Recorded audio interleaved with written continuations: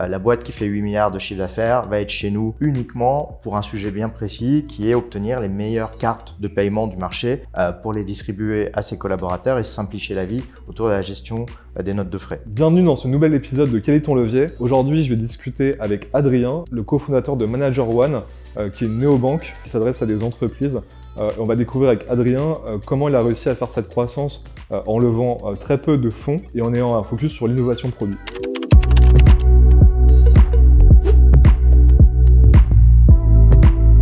Bonjour Adrien, donc tu es le CEO et cofondateur de Manager One. Donc vous êtes une banque en ligne.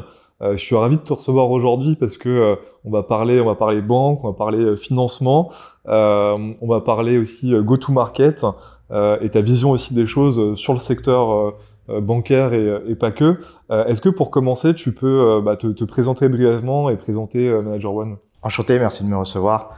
Manager One, c'est une banque en ligne pour les professionnels qui a été lancée en juillet 2017 en s'adossant à un établissement de crédit qui s'appelle la Banque Wormser Frères, une petite banque familiale et indépendante parisienne. Le constat était très simple.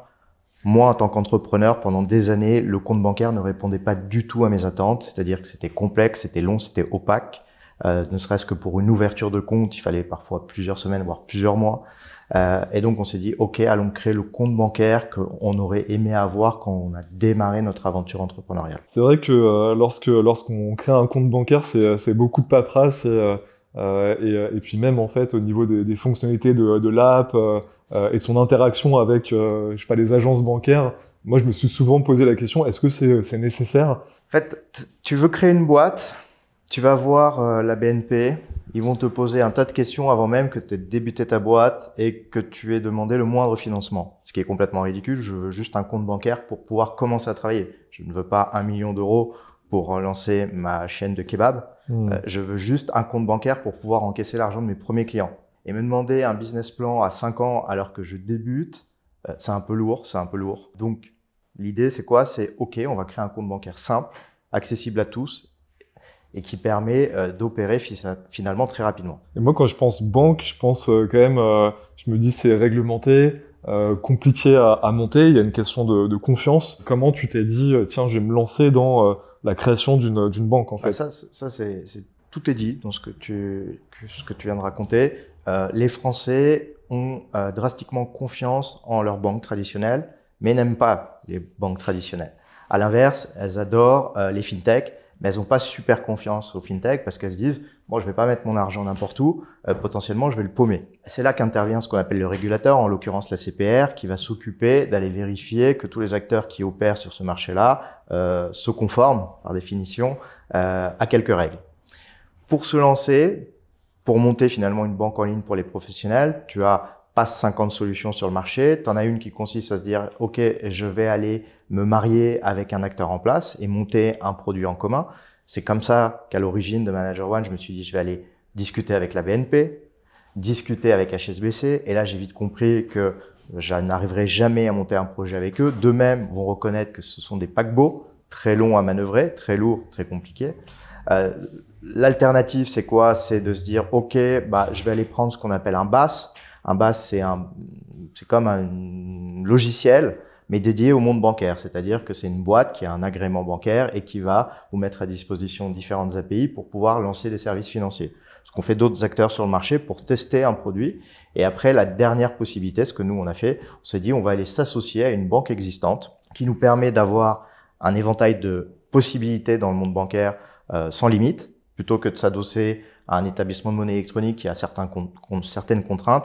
Nous, on s'est dit, on va s'associer à une banque, mais on va aller chercher une toute petite banque qui aura un caractère et un ADN d'entrepreneur et qui va nous permettre de bosser. D'accord. Et tu penses que l'étape 2, ce serait potentiellement de gagner davantage en indépendance ou pas spécialement?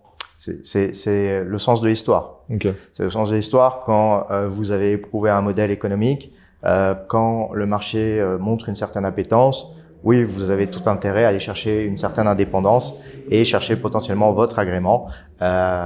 Mais ça, on va en revenir dessus. Mais moi, je considère qu'il faut prendre le temps de bien faire les choses. Il ne faut pas se précipiter.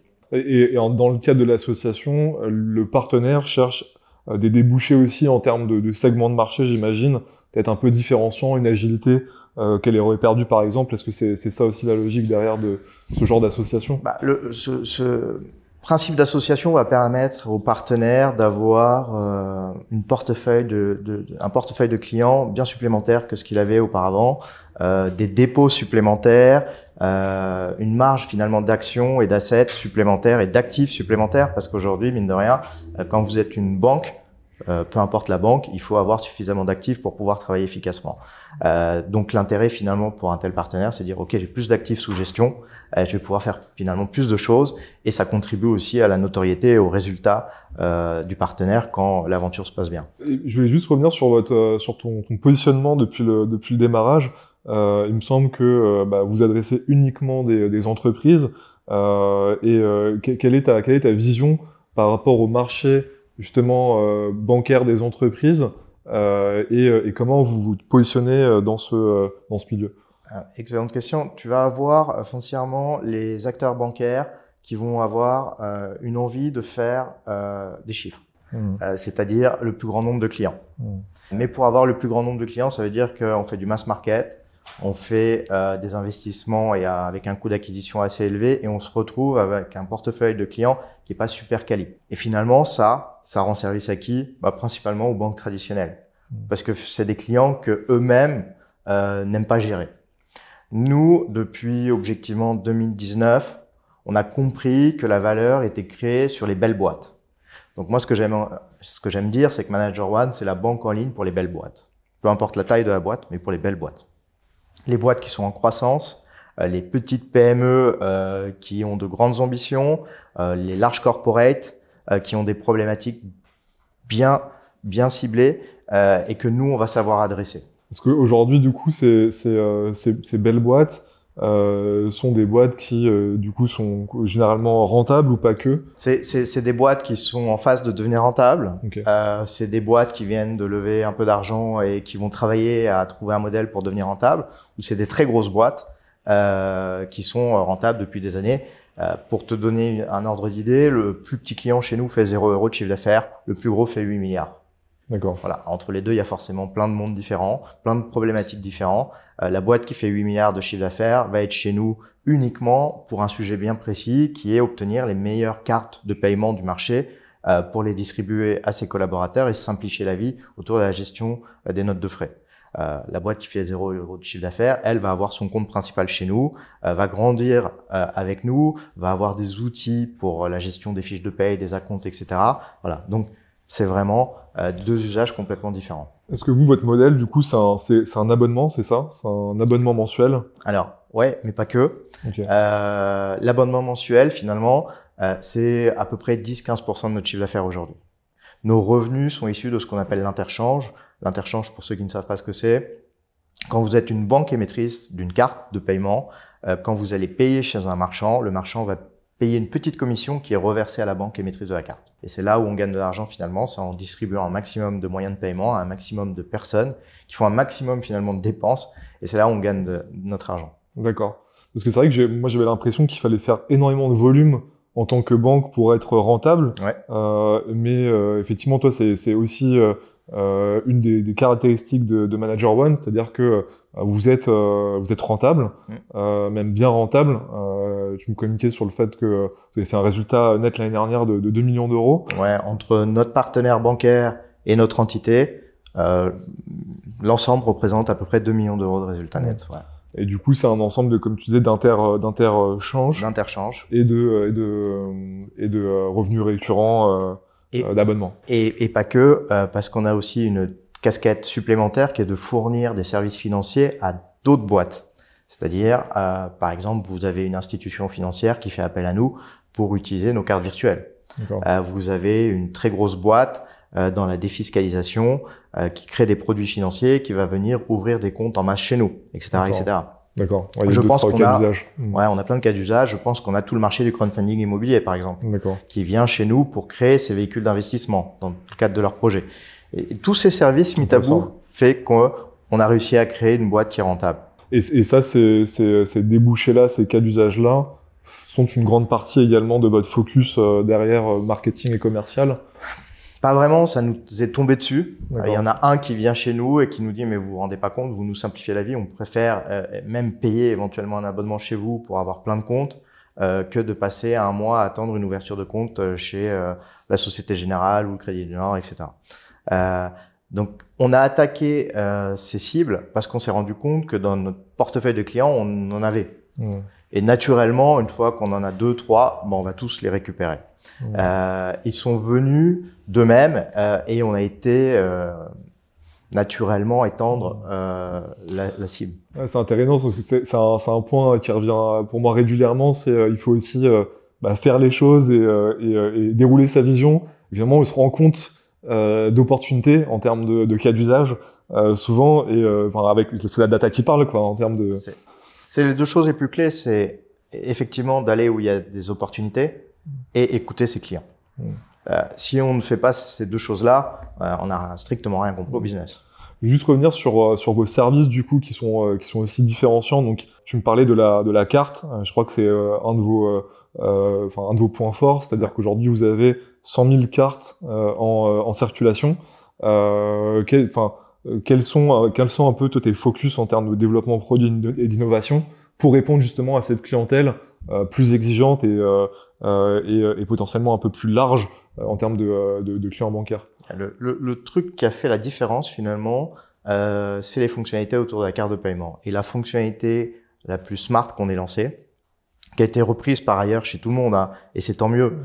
Moi, je considère que quand je lance un service, il est repris par ailleurs, c'est qu'il a été bien fait. Ça a été de faire le justificatif obligatoire après une dépense. Qu'est-ce que ça veut dire? Vous donnez une carte à un collaborateur dans une grande boîte. Le DAF va vous dire, moi, je veux pas donner une carte de paiement à mes collabs. Pour quelle raison? J'ai pas confiance en mes collabs et ils sont pas rigoureux. Donc, comment on craque ces 2 sujets? La confiance, on va mettre des filtres. On va mettre des plafonds de paiement, des catégories de dépenses, des jours, des horaires, etc. On règle le premier problème. Comment on règle la rigueur finalement? On rend le justificatif obligatoire. Vous payez avec notre carte. Si vous ne mettez pas le justificatif, la facture, une petite prise de photo du reçu dans le resto, la carte ne marche plus. Le problème de rigueur est résolu. Le collaborateur va faire une dépense et c'est fini. Autant dire que tout de suite, il va être super rigoureux et il va tout justifier. Donc tout le monde est content. Et surtout, on supprime tout moyen de fraude parce que chaque paiement, on a une date, on a un horaire, on a un lieu. Donc on peut plus inventer des paiements, on peut plus frauder. C'est limite plus safe de donner des moyens de paiement à l'ensemble des collaborateurs d'une boîte que de dire OK, tu fais ton paiement et tu viens me demander un remboursement, ce qui est en plus super lourd. Super long et chronophage en termes de process derrière. Ok, intéressant. Et en termes d'autres features innovantes comme ça? Alors, on a inventé un système de gestion des fiches de paye. Ça veut dire quoi? Ça veut dire que moi, quand arrive la fin du mois, mon comptable me donne l'intégralité des fiches de paye de la boîte.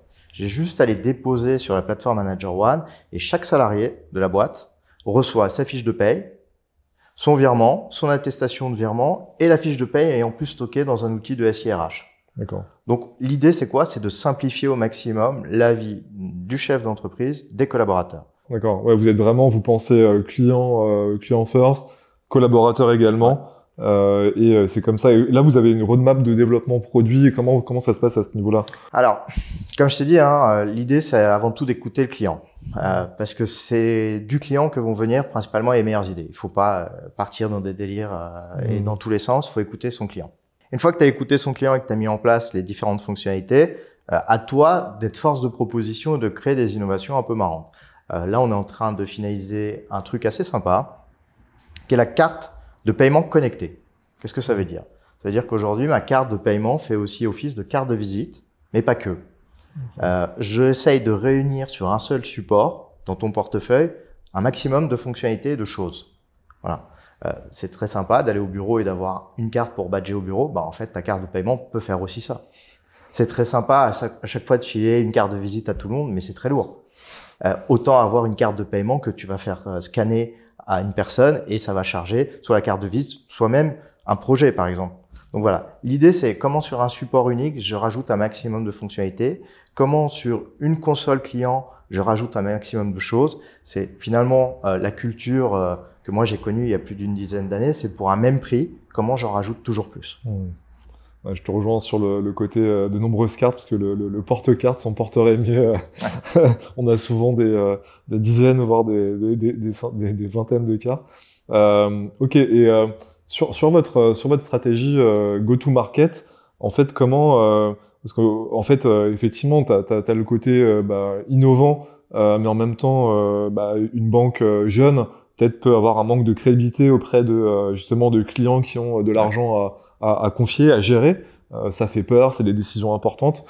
Comment est-ce que vous avez réussi à passer ce gap de est-ce qu'il y a, je sais pas, du PR, une stratégie particulière, ou finalement c'est à force de montrer la valeur du produit et le partenaire qu'il y a derrière également, ou comment tu vois les choses à ce niveau-là? Alors, pour être complètement transparent, le premier gros client qu'on ait eu, c'était complètement par hasard. J'allais lui pitcher autre chose. D'accord. J'allais lui pitcher un partenariat spécifique pour une problématique bien spécifique. Je lui pitch le truc et le DG de la boîte me dit mais avant de faire ce gros projet ensemble, pourquoi je ne mettrais pas tes cartes de paiement au sein de ma boîte? Je venais pas du tout lui vendre mes cartes. Je dis ok, fine. Ouvrez un compte, commandez quelques cartes et déployez si ça vous va. Et le premier client, ça a commencé comme ça. Et une fois qu'on a vu les résultats de ce premier client et l'impact que ça avait chez eux, on s'est dit mais c'est là-dessus qu'il faut aller. Il faut creuser un maximum cette typologie de boîte et cette problématique autour de la gestion des dépenses pro. On a commencé comme ça. Et après, comment on fait pour accélérer et pour avoir de si beaux clients finalement? Parce que c'est dur d'obtenir un capital confiance. C'est en disant on résout une problématique bien précise. Si tu arrives, tu vas voir Total, tu lui dis je veux être ton compte bancaire principal. Ça n'arrivera jamais. Si tu vas voir Total, tu lui dis ok, aujourd'hui ta fraude à la gestion des notes de frais, ça représente 3 millions d'euros. Moi, je te propose une solution. Tu vas réduire ce truc de 3 millions à 0 et surtout, tu vas faire gagner du temps à tous tes collaborateurs et tu vas gagner beaucoup d'argent. C'est le plus simple. Voilà. Et après, ce qu'on fait, une fois qu'on a onboardé 1, 2, 3 grands groupes, le quatrième, c'est pas nous qui allons le pitcher, c'est le grand groupe. On lui dit, écoute, le mieux, c'est que tu parles à un homologue, tu fais un call d'1 heure avec lui, il va te convaincre mieux que moi, parce que vous avez les mêmes problématiques, vous avez les mêmes enjeux. Moi, finalement, je suis qu'un sales. Ma vie se résume à être un sales et d'expliquer à tout le monde ce que je fais et comment je le fais. Le DAF qui utilise ma solution depuis 24 mois et qui en est ravi, te vendra mieux que moi, en fait, la solution, parce qu'il saura te parler. Et donc, on les met en relation, on leur explique, voilà. Parce que ce qu'il faut savoir, c'est que malgré que tu vendes une solution bien précise à une problématique bien précise, ça reste des cycles de vente qui sont très longs. Parce que ces grandes boîtes, mine de rien, elles sont longues. Elles sont longues à arbitrer. Tout à fait. Et souvent, vous intervenez comme un autre compte, finalement, également. Ouais. Je pense qu'il y a même peut-être une obligation de donner, de dérisquer et d'avoir, en tout cas, d'avoir des actifs chez différents partenaires bancaires. La réalité, c'est que tous ces grands groupes sont déjà multibancarisés. Elles ont 1, 2, 3, 4, 5, 6 comptes par ailleurs. Donc pour elles, ouvrir un compte supplémentaire, une fois que le DAF a dit oui, ok, go, c'est pas un sujet. Voilà. Si vous voulez vous imposer sur ce marché, encore une fois, en tant que compte principal et récupérer tous les flux, là, ça devient super compliqué. Et c'est quelque chose sur lequel on n'ira jamais parce que de toute façon, il y aura des sujets de financement à gérer, des relations au quotidien. Et ça, les banques traditionnelles le font très bien. Il faut pas leur enlever le crédit. Nous, on fait des choses super bien. Finalement, on est un super éditeur tech avec des super solutions. Mais les banques traditionnelles font des choses super bien sur la partie financement, gestion au quotidien, etc. Moi, je suis impressionné parce que j'ai l'impression que le DAF, dans mon inconscient, est une personne qui va avoir du mal à ouvrir un autre compte, ou en tout cas qui peut être assez réfractaire au risque, en tout cas. T'as raison, c'est le cas. Sauf qu'à un moment, tu as la direction achat qui va pousser, tu as la RH qui va pousser, tu as la responsable éco qui va pousser. Tout le monde va pousser et dire OK, mais là, tu te rends compte que la personne qui va acheter un don de domaine ou renouveler le don de domaine doit passer par des process sans fin qui vont lui prendre des heures pour dépenser 15 balles. Ça n'a aucun sens. Un problème opérationnel derrière. Que cette personne a un outil pour faire l'achat. Et qu'on responsabilise finalement les individus. Il n'y a rien de plus chiant dans une grande boîte que de se dire « Ok, on n'a pas confiance en nos collaborateurs ». Moi, aujourd'hui, ça me paraît surréaliste. C'est même, je dirais même que ça peut même repousser certains collaborateurs. Et aujourd'hui, on parle beaucoup d'expérience collaborateur. Ça peut être un énorme frein également. Aujourd'hui, on est dans une super pénurie de talent. Cette super pénurie de talent fait que notre enjeu numéro 1, c'est pas le recrutement. Ceux qui pensent que l'enjeu numéro 1, c'est le recrutement, ils se sont gourés. L'enjeu numéro 1, c'est de fidéliser les talents. Et pour les fidéliser, il faut leur donner les meilleurs outils du marché et leur faire confiance. Il n'y a rien de mieux qu'un employé qui ressent la confiance de l'ensemble de l'équipe. Tout à fait, tout à fait. Donc, pour résumer, enfin, vous, c'est un adossement, une association assez forte, plusieurs killer features et un pitch aussi des bénéfices en termes de gains de temps, notamment pour les collabs. Et ça vous le répliquez depuis que vous existez, quoi. C'est exactement ça. Ouais. Et après, si je focus un peu plus sur votre stratégie de go-to-market, comment est-ce que vous êtes structuré actuellement en interne? Est-ce que tu fais du marketing, par exemple? Est-ce que t'es plutôt sales led? Et quels sont un petit peu tes objectifs en termes de nouveaux clients ou de comptes que tu souhaites targeter? Alors, ça va être plus en termes de volume de transactions parce que finalement, notre indicateur, c'est le volume de transactions. D'accord. On peut avoir un client qui nous rapporte plus que 1000 autres. D'accord. Donc, l'objectif étant de faire des volumes de transactions. Et ça, l'idée, c'est d'aller cibler très précisément les segments qui nous semblent les plus pertinents pour générer du volume. Par exemple, une boîte comme la tienne peut faire énormément de dépenses, avec des cartes. Et donc, c'est typiquement le genre de boîte qui nous intéresse. On est structuré aujourd'hui avec une toute petite équipe commerciale parce que finalement, depuis la création, c'est venu assez naturellement, les leads. Et aujourd'hui, l'idée, c'est de passer une étape et de se dire, OK, maintenant, on doit structurer et bosser aussi avec des boîtes comme la tienne, cette fois, pour accélérer en termes de croissance et trouver les bons leviers sur Internet. Après, encore une fois, la réalité, c'est qu'une boîte qui fait 2 milliards de chiffre d'affaires, elle va pas cliquer sur une pub Google et venir se dire « Ok, j'ouvre mon compte, je fais ma vie, je déploie ». Bien sûr. Non, elle a besoin de contacts, d'être rassurée et d'être en confiance. Et typiquement, est-ce que tu peux nous partager, enfin, on va dire le sweet spot en termes de justement de valeur de transaction, en termes de...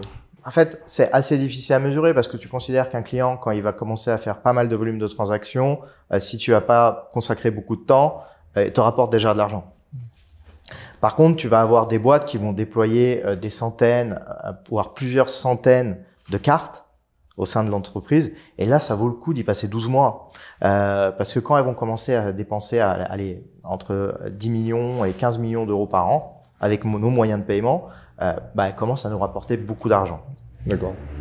Et la réalité, c'est que ces clients, une fois qu'ils sont onboardés, ne partent jamais parce que le service fit parfaitement à leurs besoins. Et on est en termes de pricing ultra compétitif aujourd'hui. Vous pouvez avoir une boîte de 500 collaborateurs, ils vont payer 30 euros par mois, c'est-à-dire 0. Et ça, c'est assez imbattable. Tout à fait. Ça, vous avez une proposition de valeur qui est très forte aussi sur cet aspect-là, quoi. Ouais, tout à fait, d'accord. Donc ouais, vous êtes capable aussi de miser sur, entre guillemets, l'accompagnement aussi au déploiement au sein d'une organisation. Et ça prend du temps, mais l'avantage de ça, du modèle, c'est que une fois ce temps passé, ça bouge plus parce qu'en fait tous les process sont cadrés autour de vos solutions.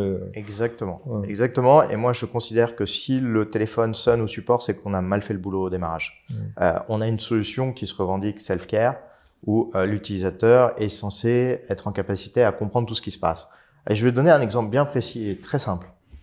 Aujourd'hui, tous ceux qui nous regardent, quand vous payez avec votre carte BNP, Société Générale, Caisse d'épargne, etc., bon, déjà, vous n'avez pas de temps réel. Donc, vous payez, vous voyez la transaction le lendemain. C'est désagréable. Ce qui est déjà assez frustrant. Mais au-delà de ça, si vous faites une transaction et que celle-ci a été rejetée, vous voyez même pas cette transaction. Chez nous, 2 sujets, on a du temps réel.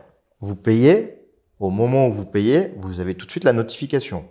La transaction est validée, elle est affichée, elle est rejetée, elle est également affichée. On explique pourquoi elle a été rejetée, pour quel motif, etc. Et rien que ça, expliquer aux gens pour quel motif c'est rejeté, pourquoi, on réduit drastiquement le support, par exemple. Et c'est pourquoi les banques traditionnelles ne le font pas? À leur décharge, nous, on part d'une feuille blanche. Et donc, quand tu construis le produit, tu le construis tel que tu l'imagines. La banque tradie, elle part pas d'une feuille blanche. Elle a des millions d'utilisateurs actifs. Elle a des architectures assez obsolètes. et qui datent. Et dans leur vision d'innovation, le temps réel n'était même pas un sujet. Tu vois, j'aime bien aussi donner cet exemple-là. Vous savez, sur vos cartes de paiement, vous avez 16 chiffres qui sont en relief. Mais est-ce que vous savez pourquoi c'est en relief, ces 16 chiffres? Non. Voilà. Et ben, à l'époque, quand tes parents faisaient une transaction avec leur carte de paiement, tu avais un sabot. Et avec ce sabot, on prenait en relief l'empreinte de la carte. Mais ce sabot, ça n'existe plus, mais depuis des années. Mais les banques ont continué quand même à faire ce qu'on appelle de l'embossage, par exemple. Des trucs complètement obsolètes. Mais tu commences à voir des acteurs qui prennent le pas et se disent « Ok, en fait, ça sert plus à rien, il faut qu'on arrête de faire exactement la même chose qu'on faisait il y a des années. » Tous les commerçants, tous les marchands ont des terminaux de paiement aujourd'hui. Et donc, elles commencent à supprimer l'embossage. Par exemple, la Caisse d'Épargne a fait une super belle carte. Plus d'embossage, l'info au dos, etc. Comme le font des Lydia depuis des années, dès leur lancement. Comme quoi, il y a quand même le poids des années qui joue à un moment donné et qui fait qu'on prend 10 ans de retard sur certaines features, quoi. Le marché a le mérite de faire avancer l'ensemble de l'écosystème. Voilà. Ce qui est du bon sens finit toujours par triompher. Ça prend énormément de temps, mais ça finit par avancer. Intéressant. Et au niveau de votre stratégie du coup marketing, aujourd'hui, comment est-ce que vous justement vous mettez en avant tous ces features-là? Donc tu parlais d'équipe commerciale avec laquelle t'as commencé. Aujourd'hui, est-ce qu'il y a un petit peu des axes de développement prioritaires Tu vois, nous, on est un acteur qui a élevé beaucoup moins d'argent que les autres sur le marché et pourtant qui gagne beaucoup plus d'argent que les autres sur le marché. Comment tu arrives à faire ça? C'est l'innovation. C'est l'innovation. Il faut que tu aies toujours des coûts autour de l'innovation un peu différenciants par rapport à ce que fait le marché si tu veux qu'on parle de toi. C'est tellement compliqué aujourd'hui, vu la quantité de boîtes qui existent, d'émerger. C'est super dur. Soit tu dépenses une blinde, t'arroses partout, et objectivement, le vainqueur, c'est Google. Soit tu as une stratégie un peu différente et un peu plus smart. C'est-à-dire être accompagné par les bonnes personnes pour pas dépenser n'importe comment et pour avoir vraiment une strat ROI. 2, mettre un paquet d'argent sur tes équipes R&D pour aller sortir des projets assez innovants et assez fous pour qu'ils soient repris par l'ensemble du marché. Par exemple, on a créé avec notre partenaire la carte biométrique, c'est-à-dire tu dois mettre ton empreinte pour pouvoir payer ou pour payer au-delà des 50 € en sans contact. On a été la première carte de paiement. Ouais, c'est pas mal. On a été la première carte de paiement à intégrer le pass Navigo en expérimentation. C'est-à-dire, j'en reviens à ce que j'ai dit tout à l'heure, sur ma carte de paiement, j'ai aussi mon pass Navigo. Il n'y a rien de plus chiant que d'aller dans une station et de devoir refaire tout le tour pour aller prendre un ticket. On a tous notre carte de paiement. Autant aller la poser directement sur le valideur. Donc l'idée, c'est ça. C'est comment j'apporte un maximum d'innovation sur le marché. Il y en a qui seront en phase avec le marché, qui vont fitter, d'autres qui sont trop avant-gardistes et d'autres qui trouveront pas leur public, mais peu importe. L'important, c'est d'essayer d'apporter des nouvelles choses sur le marché et d'innover. Et intéressant, en fait, tu vois vraiment l'acquisition client via l'innovation, surtout dans un contexte où tu as peut-être moins de financement parce que du coup, tu t'es développé en autofinancement ou presque. En tout cas beaucoup moins financé que certains autres acteurs de l'écosystème et du coup en fait effectivement moi ça me fait penser un petit peu à l'exemple Tesla au final qui est une boîte énorme aujourd'hui mais qui pendant longtemps a pas vraiment dépensé en marketing. C'est du marketing smart, c'est le fondateur qui a un gros public persona, c'est des choses comme ça. Mais plutôt sur les features et sur l'effet wow de wow. Tu peux faire un parallèle un peu plus proche qui est Free à l'époque. Tout à fait. C'était focus sur l'innovation, sur toujours plus de services, sur une transparence totale, sur la tarification. Une tarification très agressive également. Et donc, quand tu apportes vraiment une rupture au marché, le marché finit par t'écouter. C'est pas impossible qu'un jour on aille chercher des financements pour aller gagner en notoriété. Bien sûr. Pourquoi pas? Mais l'optique, dès le départ, était de dire, OK, comment je crée une boîte qui est viable? Moi, quand je racontais cette histoire au marché en 2019-2020, on me prenait pour un fou. Pourquoi tu lèves pas de fonds Mais il lève des fonds comme tout le monde. Xavier Niel, le premier, m'insultait par SMS en me disant « Mais va chercher de l'argent comme tout le monde, au moins il est sur le compte. » J'ai dit « Mais tu te rends compte là, parce que tous les acteurs qui sont en train de lever, la moitié vont foutre un bordel pas possible dans l'écosystème parce qu'ils vont partir sur des valorisations qui n'ont aucun sens. vont aller cramer n'importe comment, vont aller chercher des talents que les autres ne vont pas pouvoir récupérer, etc. Donc tous ces effets de bord, moi je voulais pas en entendre parler. Donc j'étais complètement à contre-courant. Et aujourd'hui, ces mêmes fonds à qui en 2019 me disaient non, ta vision est pas la bonne, reviennent me voir en me disant ok, ta vision me plaît bien d'avoir une boîte qui gagne de l'argent et qui a pas une croissance à 300%, mais 100% c'est déjà vachement bien en fait. Assez paradoxal ce qui s'est passé sur le marché et ce qui est en train de se passer. Mais comment ça t'est venu cette vision-là, en fait, cette conviction-là? Parce que tu es quand même effectivement sur un produit technologique, disruptif. Donc c'est vrai que tu as un peu tous les ingrédients pour le coup. T'es pas une société de conseil, entre guillemets. Et c'est assez. Moi, c'est surtout ça que je relève aussi, c'est que dans le conseil, on sait qu'on n'a pas forcément besoin de lever de l'argent, mais dans un produit comme ça, c'est assez rare en fait au final. Écoute, quand on a démarré, on a levé 2 millions d'euros. Après, on a fait un tour de table de 3 millions d'euros parce qu'un établissement de crédit voulait nous racheter. On a refusé l'offre. Et donc, j'ai dit à mes actionnaires, on va remettre au pot pour qu'on arrive à atteindre la rentabilité. Voilà. C'était la vision de départ. Et quand je te dis on a levé 5 millions d'euros, mais c'est déjà monstrueux. Quand tu fais un parallèle avec les années 2010, les mecs qui levaient 200 000, 1 million d'euros, c'était le bout du monde, c'était incroyable. Et avec ça, ils arrivaient à créer des superbes projets. C'est vrai. Aujourd'hui, tu as l'impression que quand tu as levé 10 millions d'euros, tu as tout raté et que tu vas rien faire. Mais c'est monstrueux, vous vous rendez pas compte. Mais aujourd'hui, avoir une boîte de 50 personnes, 100 personnes, c'est déjà vachement bien.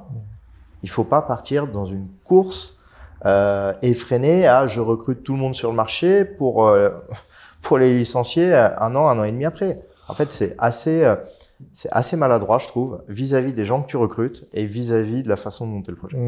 Maintenant, je le vois personnellement, c'est que je pense qu'il y a une sorte de financiarisation à un moment donné, mais de part de la macro, en fait, beaucoup d'argent qui a été injecté dans l'économie, et du coup, ça a créé des effets de bord, alors que potentiellement, sur un même marché, juste l'équation économique, sociétale, de recrutement ne marche pas, en fait, tout simplement. Et en fait, ça crée des distorsions qui peuvent être néfastes derrière, quoi. En fait, on a trop considéré que l'argent était gratuit. L'argent n'est pas gratuit et beaucoup le disent, la fête est finie. Tout est résumé. L'argent était gratuit et la fête est finie. Voilà. Il faut, je pense, rester humble vis-à-vis des financements, garder les pieds sur terre et comprendre que finalement le rôle d'une boîte, avant tout, c'est de trouver un modèle économique qu'elle doit par elle-même subsister et pas par des financements extérieurs. Tu vas avoir des projets de R&D qui vont avoir besoin de financement. Assez long, pas de sujet. Il faut des financements. Mais finalement, quand tu es une boîte comme la tienne ou comme la mienne, nos premiers financements, c'est qui? C'est nos clients. Oui, tout à fait. C'est nos clients. Et si malgré ton recrutement de clients, tu n'as jamais un modèle économique viable, c'est que ça ne va pas et qu'il faut changer structurellement quelque chose. Et même au niveau des ressources tech dont tu as besoin, là, à ce niveau-là, tu peux aujourd'hui, sans problème, les financer, en fait. À partir du moment où ça fonctionne, quoi, où tu dégages du résultat, tu peux aller recruter qui tu veux, finalement, recruter un peu mieux, être mieux disant que d'autres acteurs sur le marché, fidéliser, et tu rassures également ta boîte. Moi, objectivement, janvier 2022, quand tous les jours, tu as une boîte qui annonçait une levée à 100 millions ou plus, les mecs de ta boîte te disent « Mais pourquoi on fait pas pareil ?» Et maintenant, quand tous les jours ou toutes les semaines, ces mêmes boîtes disent « Bon, on vire 30%, 20%, et je te dis « Finalement, c'était pas mal ton modèle. » Donc, il faut rester humble et il faut apprendre.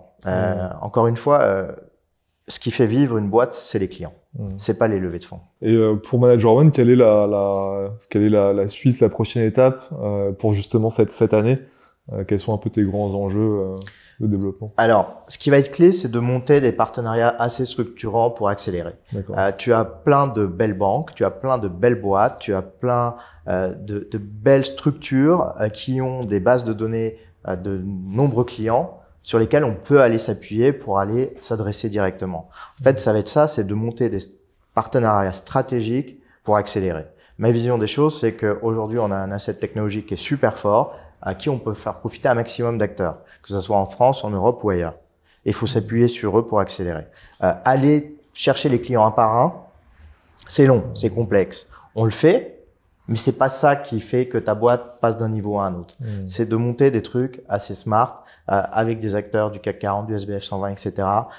Pour aller t'adresser à des problématiques bien précises et craquer des sujets du quotidien. Qui vont s'imbriquer dans un produit qu'ils peuvent créer, par exemple. Exactement, dans un produit qu'ils peuvent créer ou dans une problématique globale que toi, tu vas rencontrer tous les jours. Est-ce que tu aurais un exemple, par exemple, de cas d'usage sur ce type de partenariat? J'en ai un. On a finalisé un très gros deal dans la santé pour simplifier la vie de toutes les personnes qui ont des dépenses de santé. D'accord. Je peux pas en dire plus. Je laisse. D'accord. Intéressant, ouais, parce qu'en fait, j'ai l'impression que sur le secteur effectivement bancaire, ça peut être une très bonne stratégie de croissance également d'avoir cette distribution via un tiers en fait qui a déjà la clientèle que vous souhaitez. Moi demain, la Banque Postale, la Société Générale me dit ok bon, notre carte de paiement, elle est un peu old school. Qu'est-ce que tu peux faire pour moi? Et avec grand plaisir, je leur crée un produit sur mesure pour fournir à tous leurs clients une carte de paiement assez innovante. Finalement, moi, mon objectif, c'est quoi? C'est de dire, OK, tout ce que je suis en train de créer au sein de Manager One, il faut que ça soit partout. Et c'est ça la plus grande victoire. Que ça soit sous la marque Manager One ou n'importe laquelle, si j'arrive à mettre entre les mains mes solutions à un maximum de monde, j'ai gagné. Hyper intéressant, parce que du coup, effectivement, on revient aussi à ton revenu qui est aussi tiré par tes cartes et par ton modèle d'innovation finalement. Ce qui fait qu'en termes de distribution, bah, ça fait sens de pas forcément avoir qu'un canal masse B2B entre guillemets, mais via un distributeur, un partenaire tiers, quoi. Ouais, moi, je préfère très bien gagner ma vie en étant inconnu que d'être très connu et d'avoir un truc un peu bancal, clairement. Écoute, j'invite tout le monde qui nous regarde et qui a besoin d'innover sur ces solutions bancaires à regarder Manager One, à étudier vos solutions, à les tester. Bravo pour le développement et c'est vrai que c'est une boîte saine qui continue à croître d'année en année. Donc je te remercie pour tes insights, Adrien, et puis je te dis à très bientôt. Merci. J'espère que cet entretien vous a plu. N'hésitez pas à commenter, partager, liker et suivre la chaîne.